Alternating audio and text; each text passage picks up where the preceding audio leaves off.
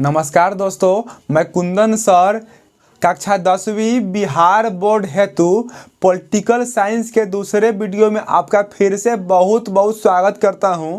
जैसा कि आप जानते हैं, हमने हाल ही में पॉलिटिकल साइंस शुरू किया है जो आपके मैट्रिक के बोर्ड परीक्षा में काफ़ी अच्छा साबित होगा। तो चलिए शुरू करते हैं। जैसा कि आप सामने देख सकते हैं, इस वीडियो का पहला सवाल है, निम्नलिखित देशों में किस देश में संघात्मक शासन व्यवस्था नहीं है? तो इसका सही उत्तर होगा फ्रांस। फ्रांस की जो शासन व्यवस्था है यह समूह में नहीं है, लेकिन अन्य जो देश है उसकी शासन व्यवस्था समूह में है। इसलिए आप टिक कीजिएगा कि निम्नलिखित देशों में किस देश में संघात्मक शासन व्यवस्था नहीं है। तो फ्रांस जो होगा इसका सही उत्तर होगा। आप इसी पर टिक कीजिएगा, ठीक है। अगला सवाल है, भारतीय संविधान में संघ एवं राज्यों के बीच अधिकारों के विभाजन की कितनी सूचियां हैं? तो इनकी मात्र 3 सूचियां हैं। आप याद रखिएगा, इनकी मात्र 3 सूचियां हैं। याद रखिएगा आप कि भारतीय संविधान में संघ एवं राज्यों के बीच अधिकारों के विभाजन की कितनी सूचियां हैं? तो मात्र 3 जो होगा इसका सही उत्तर हो जाएगा, ठीक है। अगला सवाल है, निम्नलिखित में किस राज्य के लिए कुछ विशेष प्रावधान है? तो इसका सही उत्तर होगा अरुणाचल प्रदेश। मतलब अन्य राज्यों को ना कोई विशेष खास प्रावधान नहीं दिया गया है, लेकिन अरुणाचल प्रदेश को कुछ विशेष मतलब खास प्रावधान दिया गया है। आप गूगल में सर्च करके उन प्रावधानों के बारे में जान सकते हैं, ठीक है। अगला सवाल है, भारतीय संविधान के 74वें संशोधन अधिनियम द्वारा नगरों के लिए किन किन स्थानीय संस्था या संस्थाओं का प्रावधान किया गया है? तो इसका राइट ऑप्शन होगा नगर पंचायत। मतलब जो बाबा साहेब भीमराव अंबेडकर जी ने जो संविधान बनाया था, उस संविधान में कुछ अशुद्धियाँ रह गई है जो आधुनिक युग के साथ साथ उसमें थोड़ी थोड़ी बदलाव हो रही है, और उस 74वें बदलाव के द्वारा ना मतलब नगर पंचायत का कुछ सिद्धांत था उसको ठीक किया गया, ठीक है। अगला सवाल है, भारत संविधान का 73वां संशोधन अधिनियम निम्नलिखित में से किससे संबंधित है? तो पंचायती राज से। याद रखिएगा, जो पंचायती राज व्यवस्था होती है जिसके अंतर्गत मुखिया, सरपंच, जिला परिषद आदि चुने जाते हैं, और इसी व्यवस्था के आधार पर 73वां संशोधन हुआ था, वे आपके संविधान में हुआ था, ठीक है। और याद रखिएगा, 74वां संशोधन जो हुआ था संविधान में वह नगर पंचायत के लिए हुआ था, और जो 73वां हुआ था वह पंचायत राज व्यवस्था के लिए हुआ था। इस बात को आप याद रखिएगा, ठीक है। अगला प्रश्न आप देख सकते हैं, लिखा है, निम्नलिखित कथनों में कौन गलत है? तो ये तो भाई ऑप्शन सवाल है, आप ऑप्शन देखिएगा, टिक कीजिएगा। तो इसमें राइट ऑप्शन होगा हमारा, स्थानीय संस्थाएं भारत की संघीय शासन व्यवस्था में बाधक है। और कोई जरूरी नहीं है कि इसका यही उत्तर सही होगा, इसके अलावा अन्य भी उत्तर हो सकता है, क्योंकि यह सवाल जो है ना बाई ऑप्शन है। आप बाई ऑप्शन देख करके समझ करके टिक कर सकते हैं, ठीक है। आशा करता हूं आपको सारे वीडियो लाइन से समझ में आ रहे होंगे।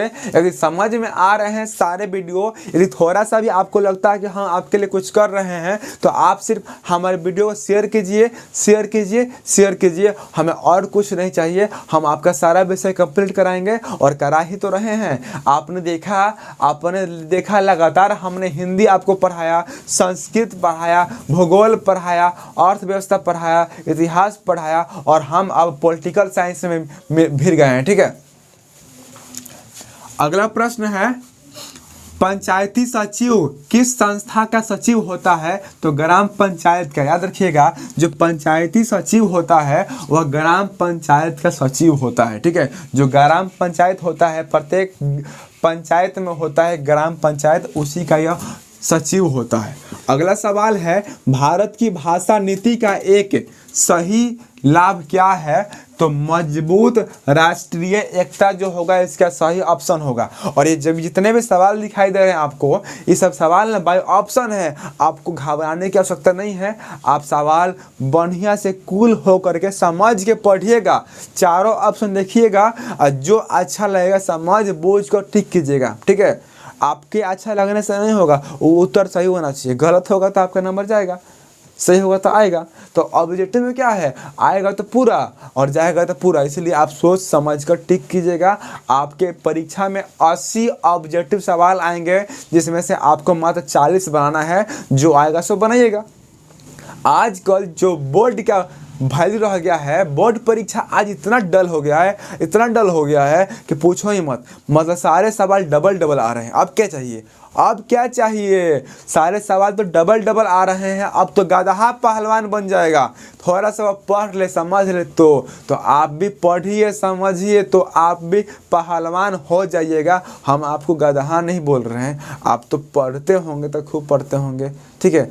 आप अपने आँखों को बंद कीजिए और अपने से पूछिए कि हम पढ़ते हैं, तो अंदर से आवाज़ आएगी पढ़ते होंगे तो हाँ, नहीं तो आप समझ ही रहे हैं, ठीक है। चलिए आगे बढ़ते हैं। अगला सवाल आप देख सकते हैं, बिहार नगर पालिका अधिनियम 2007 के अनुसार कितनी जनसंख्या वाले शहरों में नगर परिषद का गठन किया गया? तो इसका सही उत्तर होगा 40,000 से अधिक। यदि किसी स्थान की आबादी 40,000 से अधिक है तो उसको हम नगर कहेंगे। क्या कहेंगे जी? उसको हम नगर कहेंगे या नगर परिषद के रूप में उसको बांट देंगे, ठीक है। अगला सवाल है, बिहार में पंचायती राज संस्था कैसी है? तो त्रिस्तरीय भी इसको हम बोल सकते हैं। त्रिस्तरीय जो बिहार में पंचायती राज व्यवस्था है वह क्या है? तो त्रिस्तरीय है। 3 समूहों में 3 स्तंभों में बटी हुई है, ठीक है। अगला सवाल है, किस उद्योग ने केंद्र राज्य संबंधों को मधुर बनाने के लिए अनेक सुझाव दिए? तो इसका राइट ऑप्शन होगा सरकारी आयोग राइट ऑप्शन होगा। आप इसी पर टिक कीजिएगा, ठीक है। अगला प्रश्न आप देख सकते हैं स्क्रीन पर, पंचायती राज संस्थाओं में महिलाओं के लिए कितने सीटें सुरक्षित है? तो 1/3 सीटें। मतलब 1/3 का मतलब क्या? 3 में से 1 भाग महिलाओं का है और 2 भाग पुरुषों का है। 3 भाग हम किए हैं और इस 3 भाग में से 1 भाग महिला का हो गया और 2 भाग किसका हुआ? पुरुष का हुआ। याद रखिएगा, आपको याद रखना होगा कि पंचायती राज संस्थाओं में महिलाओं के लिए कितनी सीटें सुरक्षित है? तो 1/3 मतलब 3 में से 1 महिला का है और 2 पुरुष का है, ठीक है। अगला सवाल है, निम्नलिखित में ग्रामीण स्थानीय स्वशासन का मतलब है खुद से शासन करना कि संस्था कौन है? तो जिला परिषद जो होगा इसका राइट ऑप्शन होगा। अभी हाल ही में बिहार में जिला परिषद का चुनाव हुआ था, मुखिया का चुनाव हुआ था, आपको पता होगा, ठीक है। अगला सवाल है, पंचायत समिति का प्रधान कौन होता है? तो प्रमुख। इस वीडियो में बहुत सारे ऑब्जेक्टिव सवाल ऐसे हैं जो आपके बिहार बोर्ड में पूछ सकते हैं। आप इसको ध्यान से याद रखिएगा कि पंचायती राज व्यवस्था यानी पंचायत समिति का प्रधान कौन होता है? तो प्रमुख जो होते हैं यही प्रधान होते हैं। अगला सवाल है, 2006 के बिहार पंचायत राज अधिनियम के अनुसार ग्राम पंचायत की स्थापना के लिए आबादी की शर्त क्या थी? तो 7,000। यदि किसी स्थान की आबादी 7,000 या इससे थोड़ा बहुत अधिक है तो उसको हम एक ग्राम पंचायत के रूप में मानेंगे, ठीक है। अगला सवाल है, निम्नलिखित में से कौन पंचायत समिति का अंग है? तो प्रमुख। हमने आपको ऊपर ही बताया था। अगला सवाल है, पटना नगर निगम के कितने वार्ड है? तो 75। याद रखिएगा, पटना नगर निगम जो है ना, इसमें वार्डों की संख्या कितनी है? तो 75 है, ठीक है। अगला प्रश्न है, भारत में राज्यों की संख्या कितनी है? तो 28 जो होगा इसका सही उत्तर होगा। पहले 29 था, एक घट गया है और एक उसका चला गया है केंद्र शासित प्रदेश में, ठीक है। तो याद रखिएगा कि भारत में 28 राज्य हैं और 9 केंद्र शासित प्रदेश है, ठीक है। अगला सवाल है, न्याय मित्र निम्नलिखित में से किस संस्था का सेवक होता है? तो ग्राम कचहरी जो होगा इसका सही उत्तर होगा। और लास्ट क्वेश्चन आप देख सकते हैं, भारत में संघ एवं राज्य के बीच अधिकारों के विभाजन से संबंधित कौन सी सूची है? तो राज्य सूची जो होगा इसका सही उत्तर होगा। इस तरह आपने देखा, हमने political science Bihar board matric की परीक्षा हेतु दूसरा वीडियो भी खत्म कर दिया और ऐसे ही करते करते हम पॉलिटिकल साइंस भी खत्म कर देंगे। उसके बाद हम जीव विज्ञान मतलब बायोलॉजी में मिलेंगे नए वीडियो के साथ। हाल है, स्वतंत्रता प्राप्ति के समय भारत में देशी राज्यों की संख्या कितनी थी? जब हमारा देश भारत आजाद हुआ था उस समय हमारे देश में देशी राज्यों की संख्या कितनी थी? तो 565 जो होगा इसका सही उत्तर होगा। आज हमारे देश में 28 राज्य और 9 केंद्र शासित प्रदेश हैं। लेकिन जब हमारा देश 15 अगस्त 1947 को आजाद हुआ था, उस समय हमारे देश में टोटल 565 देशी राज्य थे। ठीक है, अगला सवाल है राज्य पुनर्गठन आयोग की स्थापना कब की गई थी? याद रखिएगा, राज्य पुनः गठन आयोग की स्थापना सन 1953 ईस्वी में की गई थी। ठीक है, अगला सवाल है इनमें कौन सा राज्य कई वर्षों से विशेष दर्जे की मांग कर रहा है? तो बिहार।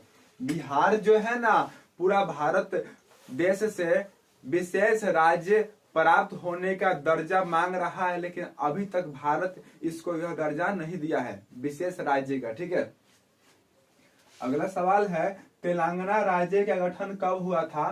तो तेलंगाना राज्य का गठन 2 जून 2014 को हुआ था। याद रखिएगा, 2 जून 2014 को एक नया राज्य बना था जिसका नाम है तेलंगाना। ठीक है, अगला सवाल है प्राचीन काल में महिलाओं को किस नाम से पुकारा जाता था? तो गृह लक्ष्मी, मतलब घर की लक्ष्मी। प्राचीन काल में हम महिलाओं को गृह लक्ष्मी के नाम से बुलाया करते थे, लेकिन आज यह प्रथा खत्म ही हो गई। ठीक है, और ये रहा सब्सक्राइबर का बोर्ड। और आपने हमारे चैनल को सब्सक्राइब नहीं किया है तो आप हमारे चैनल को सब्सक्राइब कर लीजिए, क्योंकि आपको पता है, क्योंकि हमारे चैनल पर 9th 10th 11th 12th ITI और पॉलिटेक्निक संबंधित सारे वीडियो अपलोड होते हैं। आप इस बात को जानते ही हैं। अगला सवाल है भारत में संविधान सभा का गठन कब हुआ था? तो सन 1946 में। याद रखिएगा, भारत में संविधान सभा का गठन सन 1946 में हुआ था और 1950 में हमारे देश का संविधान लागू हुआ था, जिसको बाबा साहेब भीमराव अंबेडकर जी ने बनाया था 2 साल 11 माह और 18 दिन में। लगभग 3 साल लगे थे। ठीक है, अगला सवाल है चिपको आंदोलन की शुरुआत किस राज्य से हुई थी? याद रखिएगा, चिपको आंदोलन जो था ना, यह वृक्षों के संरक्षण वाला एक आंदोलन था और यह आंदोलन सबसे पहले उत्तर प्रदेश से शुरू हुआ था। और ये उत्तर प्रदेश में जो ये जगह है ना, वह जगह आज जो है ना उत्तराखंड में चला गया है, लेकिन पहले वह उत्तर प्रदेश में था। याद रखिएगा, सुंदरलाल बहुगुणा और अनपढ़ जनजातियों ने मिलकर टेहरी गढ़वाल नामक जिला में यह आंदोलन किया था। उस समय टेहरी गढ़वाल नामक जिला उत्तर प्रदेश में पड़ता था, यूपी में। ठीक है, लेकिन अभी वर्तमान में वो कहाँ पड़ता है? तो उत्तराखंड में। ठीक है, अगला सवाल है दलित युवाओं का संगठन दलित पैंथर्स कब बना? तो सन 1972 ईस्वी में। सन 1972 ईस्वी में दलित पैंथर्स का निर्माण हुआ और इस नियम के अंतर्गत, इस संगठन के अंतर्गत दलितों को उनका हक मिलता है। ठीक है, उनको कुछ आरक्षण दिया जाता है, कुछ छूट दिया जाता है सरकार की तरफ से। अगला सवाल है किसी वर्ग विशेष के हितों को बढ़ावा देने वाले संगठन की किस नाम से पुकारा जाता है? तो उसको हम हित समूह कहते हैं। हित का मतलब क्या होता है? भलाई वाला काम। तो याद रखिएगा, किसी वर्ग विशेष के हितों को बढ़ावा देने वाले जो संगठन होता है, उस संगठन को, उस समूह को, उस ग्रुप को हम हित समूह के नाम से जानते हैं। ठीक है, अगला सवाल है चिपको आंदोलन किस उद्देश्य से चलाया गया था? तो पर्यावरण के संरक्षण हेतु। आप यदि पेड़ पौधों की कटाई पर रोक लगा रहे हैं तो पर्यावरण संरक्षण हेतु ही तो है। ठीक है, चिपको आंदोलन पूरी तरह वृक्षों के संरक्षण हेतु था, इसलिए पर्यावरण की सुरक्षा जो होगा इसका सही उत्तर होगा। आप टिक कीजिएगा। ठीक है, अगला सवाल है संपूर्ण क्रांति का उद्देश्य क्या था? तो सच्चे लोकतंत्र की स्थापना, मतलब वैसे लोकतंत्र की स्थापना जिसमें सभी लोगों को एक समान अधिकार मिल सके। और याद रखिएगा, संपूर्ण क्रांति का जो आंदोलन था, इस आंदोलन को जयप्रकाश नारायण जी ने किया था। आज बिहार में जयप्रकाश नारायण जी को हम लोक नायक भी कहते हैं और इन्हीं के नाम पर बहुत सारी महाविद्यालय हैं जिसको हम जेपी यूनिवर्सिटी कहते हैं। ठीक है, अगला प्रश्न है किस राज्य में हिंदी को राष्ट्रभाषा बनाने के लिए या बनाने के विरुद्ध आंदोलन की शुरुआत हुई? तो तमिलनाडु जो है ना, तमिलनाडु जो है, यहाँ पे तमिल भाषा बोली जाती है और यहाँ के लोग हिंदी ना बोलते हैं ना समझते हैं। लेकिन हमारे देश में ना अधिकांश हिंदी बोलने और समझने वाले राज्यों की संख्या अधिक है, इसलिए हमारे देश की राष्ट्रभाषा भी हिंदी है, मातृभाषा भी हिंदी है। और हिंदी का विकास देवनागरी और हिंदी का विकास संस्कृत भाषा से हुआ है। और हिंदी और संस्कृत दोनों की लिपियां क्या है, तो देवनागरी लिपि है, ठीक है, जिसको हम नंदी नागरी लिपि भी कहते हैं, ठीक है। आपने हिंदी के बुक में पढ़ा होगा इस बात को। अगला प्रश्न है, निम्नलिखित में से कौन दलित पैंथर्स के कार्यक्रम से संबंधित नहीं है। तो याद रखिएगा, दलित सेना का गठन जो है इससे संबंधित नहीं है, ठीक है। ये सवाल भाई ऑप्शन होगा, ऑप्शन देख करके समझ करके आप टिक कीजिएगा, ठीक है। अगला प्रश्न है, किस प्रदेश के दलितों के सामाजिक आर्थिक बदलावों से दलित पैंथर संबंधित है। तो इसका सही उत्तर होगा महाराष्ट्र के। महाराष्ट्र मतलब मुंबई जो होगा, इसका सही उत्तर होगा। आप इसी पर टिक कीजिएगा, ठीक है। अगला सवाल है, नेल्लौर नेल्लौर में तारी विरोधी आंदोलन जो हुआ था, में कितने गांवों की महिलाओं ने भाग लिया था। तो करीब 5000 गांवों की महिलाओं ने भाग लिया था। मतलब आंध्र प्रदेश के नेल्लौर जिला में तारी विरोधी आंदोलन हुआ था। उस समय तारी को बंद करने के विरोध में आंदोलन हुआ था, ठीक है। और लगभग 5000 गांवों की महिलाओं ने तारी विरोधी आंदोलन में भाग लिया था। देखते ही देखते यह आंदोलन मतलब तारी विरोधी आंदोलन बिहार और उत्तर प्रदेश में भी होने लगा था, ठीक है। अगला सवाल है, राजीव गांधी लांगोवाल समझौता कब हुआ था। तो सन 1985 जो होगा, इसका सही उत्तर होगा। आप इसी पर टिक कीजिएगा, ठीक है। अगला सवाल है, 2019 के लोकसभा चुनाव में किस दल को स्पष्ट बहुमत मिला। तो भारतीय जनता पार्टी मतलब बीजेपी, जिसका चुनाव चिन्ह है कमल छाप। और आज भी हमारे देश में अभी भी वर्तमान में कमल यानी भाजपा का ही सरकार है। अभी यूपी में चुनाव होने वाले हैं, देखिए कौन जीतता है। फिर से योगी जी आते हैं कि अखिलेश यादव आते हैं, ये तो वक्त बताएगा। अगला प्रश्न है, निम्नलिखित में से कौन सा दल क्षेत्रीय राजनीतिक दल है। तो इसका सही उत्तर होगा तेलुगु देशम पार्टी। तेलुगु देशम पार्टी जो है ना, यही क्षेत्रीय राजनीतिक दल है। अगला प्रश्न है, भारतीय लोकतंत्र में सत्ता के विरुद्ध जन आक्रोश मतलब लोगों का आक्रोश किस दशक से प्रारंभ हुआ। तो 1970 के दशक से, ठीक है। मतलब भारत के लोग ना 1970 के बाद अपना हक मांगने लगे, ठीक है। क्यों मांगने लगे, क्योंकि इनके पास शिक्षा आने लगी। और शिक्षा जहां रहेगा वहां पे लोग अपना हक मांगेंगे ही मांगेंगे, ठीक है।